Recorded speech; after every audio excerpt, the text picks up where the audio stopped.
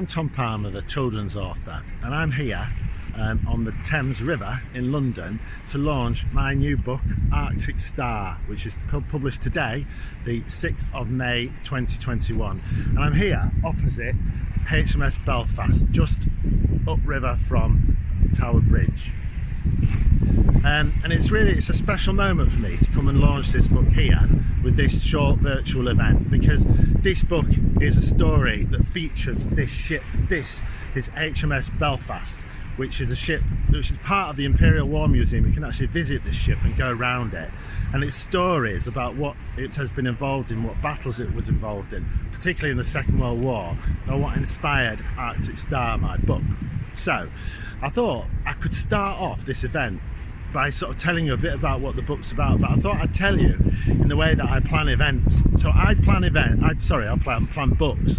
I plan books initially by asking myself, what is the story about? Who is it about? When and where is it set? Why do the things happen, and how do things finish or come to an end? I ask myself those questions when I'm writing every book. I did it with this, and I thought I'd do the same just to give you an idea of what the story's about. So I'm going to try and answer the what, who, when, why, how, and why of Arctic Star. So what's it about? Well, I suppose who is it about actually? It's about three sailors. Stephen, Joseph and Frank. They're young, they're 18, 19 years old, towards the end of the Second World War, and they volunteer to fight in the war aboard HMS, first of all HMS Forget-Me-Not, and then HMS Belfast. And that's who the story is about. I chose those three lads to be from Plymouth, because Plymouth has a great naval history.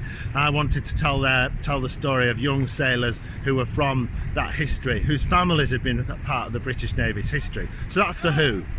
The what is, it's about HMS Belfast and another ship, a made-up ship, HMS Forget-Me-Not, but it's very much about what HMS Belfast did on Boxing Day 1943. On Boxing Day 1943, HMS Belfast took part in the Battle of North Cape. And the Battle of North Cape was a really significant naval battle high up in the Arctic, where a German ship, the Scharnhorst, was sunk.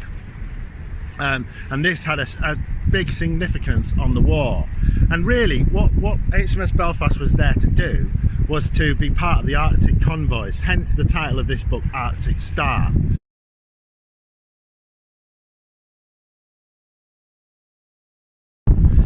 So one of the things I often get asked when I've written a book is, where do you get your ideas from? And that's a really good question to be asked, and the answer is research. I do a lot of research. I've written quite a few historical novels after the war: Armistice Runner, D-Day Dog, there's another one, Over the Line, that's the one, and this, and I do a lot of research. The ship behind us, HMS Belfast, was really important to me, as were the staff of the Imperial War Museum, who I'll speak about in a little while. But I'm going to show you just a few of the things which gave me inspiration for Arctic Star. So in Arctic Star, the main character is called Frank, and Frank is his father was in the Navy, and his father used to keep a notebook a little bit like this one, Battle Fleets of the World, where his father used to draw ships. Unfortunately, Frank's father is killed serving in the Royal Navy, but he takes over after his father's death. He takes over this book, which is actually a real book from the Second World War about battle fleets of the world, and he takes over it and he starts to draw his own ships in it. And what he does is he sits on the Plymouth Hoe, which is a raised piece of land over the Plymouth Sound, where the Royal Navy ships come in and out, and he draws ships just like his father did. I found this book, and this really inspired me, because I thought something that a son and a father had handed down to a son through his death, so he'd left in it, is a way of of sort of directing a son for him to choose to become part of the Royal Navy, and this book really inspired me. And things like this that I see in museums or can actually get my hands on really inspire me. I love looking through at the images of the ships and the specifications of the ships, the kind of thing someone who was really into ships might do. So that was one inspiration. The next thing I needed to know was I needed to know stories about the Arctic convoys. I've already explained that the Arctic convoys were those convoys of ships, sometimes 50 ships at a time, that would go up to Russia to deliver armaments. But I needed to know more about this, and I was very lucky to find 3 novels, adult novels, by authors who have written stories, who, as well as being authors, they were actually on the convoys. They were actually involved in naval activity during the Second World War. So, well, one of the novels is by Per Hansen, who is a Norwegian. It's called 1 in 10 Had to Die, which is basically what happened. 1 in 10 men who took part in those convoys died, be it in the Royal Navy or the Merchant Navy. This was really useful and gave me a strong idea of what it was like to be in those convoys, as did the captain by, I'll just get his name right, Jan de Hartog, who's a Dutch author, quite a famous Dutch author. This is about the captain of a ship during the Arctic convoys, and this really helped me as well. And just reading these and knowing that they were written by men who actually did this, that really helped me get my facts right. So if you're writing a book, read books about the same thing that you're writing about, because as well as getting ideas for what you can write about, you can make sure your book or your story is different, and that's what I always focus on doing. Another book I read was by a German author called The Sinking of the Scharnhorst. The Scharnhorst was a massive, astonishing German warship that was sunk in part by the ship behind me, HMS Belfast. And I think it's really important, if you're writing about war and trying to understand war, to read about it both from the Allies' point of view, but also the enemy's point of view, or in this case the Germans' point of view, just so that you can understand all sides of the battle, all sides of the war, so you can make sense of it and try your hardest to be respectful. Anyway, so those books were really useful. Next was the Imperial War Museum. The Imperial War Museum website is amazing. I listened to about 100 hours of interviews with sailors who sailed on the Arctic convoys, and they're what informed my characters, the events that happen in the novel, and the feeling and the experiences that they go through. And I think because I do that with all my books, I base what I write on the testimony of those who are involved. I think my books are hopefully quite accurate and respectful, again, of the people that I'm writing about. So I did that. I went to have a look around the Imperial War Museum, and particularly HMS Belfast, which you can look around from, I think it opens in July 2021, again after COVID, but I was very lucky. I was given a private tour of the ship, which helped me immensely. When you're reading this book, if you do read it, and you find out what it's like to be on board a ship sailing across Arctic seas, it's really useful to have been on board that ship.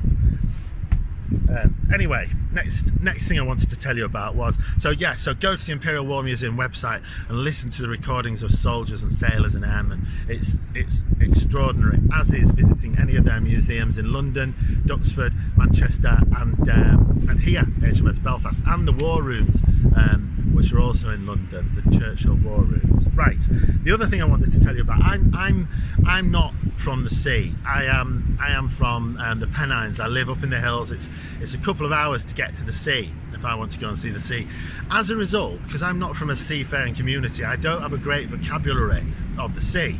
So what I needed to do was strengthen my vocabulary of the sea. So what I did was, I read, as you know, like a lot of books about naval activity, but also read this book.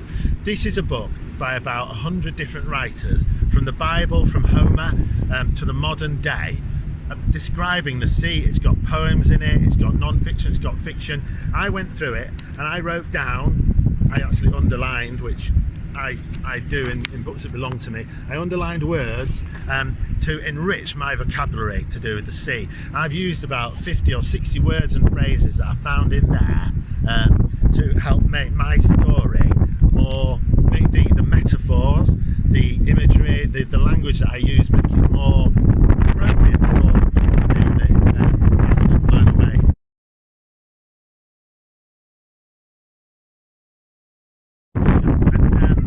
one thing I wanted to show you before I read you the first chapter of the book was they worked with the Imperial War Museum and they got some photographs. So they got they've managed to get a map of where the Arctic convoys went. They've managed to get this astonishing photograph of a massive wave over, I think this is HMS Sheffield, although I might be wrong, coming about to collapse on top of the bridge of HMS Sheffield. And then they've got some other images also at the back of what it was like on board HMS Belfast.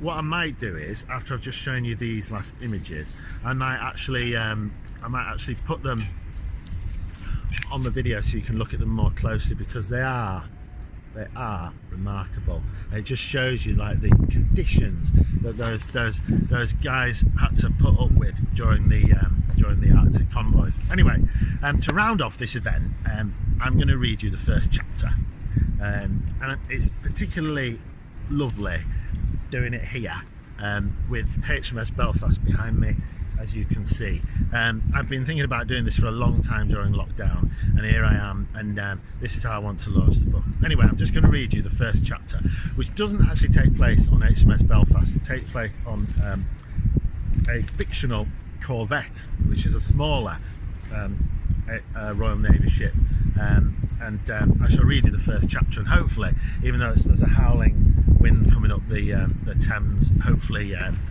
you'll be able to hear me and I won't fall into the river. Arctic Star 1, Norwegian Sea, October 1943. You know that some men who go out on deck to clear ice are never seen again, don't you? Frank took a deep breath, ignoring his friend Stephen's remark, to focus him on preparing himself for what was coming next. The wind, the waves, the danger. Frank had a hammer and chisel in one hand, while in his other hand gripped the thick steel wire that ran the length of the ship from bow to stern, there for men to hold on to in rough weather. He could already feel its freezing cold metal through his thick woolen Arctic gloves as the wind roared wildly around him. HMS Forget-Me-Not rolled into another deep trough between the waves, forcing Frank to reset his feet as the angle of the deck shifted again. And then the ice-chipping team were on the move. Frank, Joseph and Stephen staggered forwards into a storm, attached to each other by a rope, a lifeline. Frank went first, ignoring the nausea of seasickness. He was immediately struck by a blast of wind so cold it was impossible to breathe. His lungs just couldn't take in the freezing air as he felt his feet slip from underneath him on the icy deck. This was madness. This was madness, but the lifeline did its job, just as his two friends did. Frank stayed upright. Out in the open, the wild ocean rolled and roared and thumped at the side of the ship's metal hull. Frank felt grateful for the warm clothing of his Arctic kit as shards of ice hit him like a hail of bullets. And that is the first chapter of Arctic Star, and it is my absolute pleasure to read it to you here with HMS Belfast behind us, the book that has inspired me, the ship that has inspired me to write Arctic Star. If you want to know more, if you want to know what happens to Frank and to Joseph and Stephen, you can get hold of this book from wherever you like to buy books, maybe from an independent bookseller or from your local library or your school library. I'm sure I can get hold of it for you. It's published by Barrington Stoke on the 6th of May 2021, and it costs £6.99. Thank you for joining me as I launch this book. Thank you for listening, and all the very best to you.